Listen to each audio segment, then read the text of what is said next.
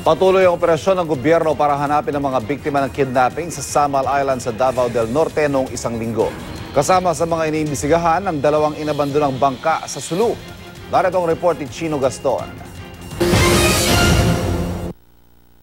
Isang linggo mula nang dukutin sa Ocean View Resort sa Samal Island ang apat na bihag, naghihintay pa rin ang mga otoridad ng proof of life mula sa mga kidnapper. Hanggang ngayon kasi bigo ang gobyerno na matukoy kung nasaan o kung sino ang nasa likuran ng krimen. Wala pa rin silang natatanggap na ransom demand. Nakatakdang suriin pa lamang ang mga nakuwang fingerprints mula sa resort sa pag-asang makatutulong ito para makilala ang mga salarin. Sa ngayon, hindi tayo makapagbigay ng exact or logical presumption or assumption, no? Or impression about this. Pero lahat na information na dumarating sa atin is subject for validation before we confirm it.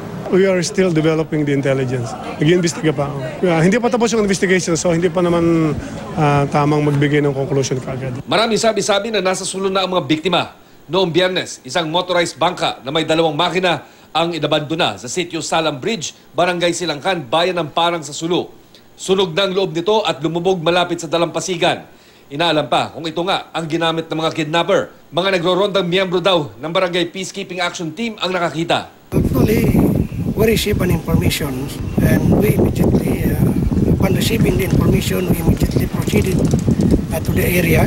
Sa impormasyong binigay naman ng Task Force Sulu, isa pang motorized bangka ang natagpuan naman sa bayan ng Omar sa Sulu. May 2 rin itong makina at natagpo ang abandonado sa barangay Niyangkaan. Inaalam pa kung may koneksyon ito sa kidnapping sa Samal Island.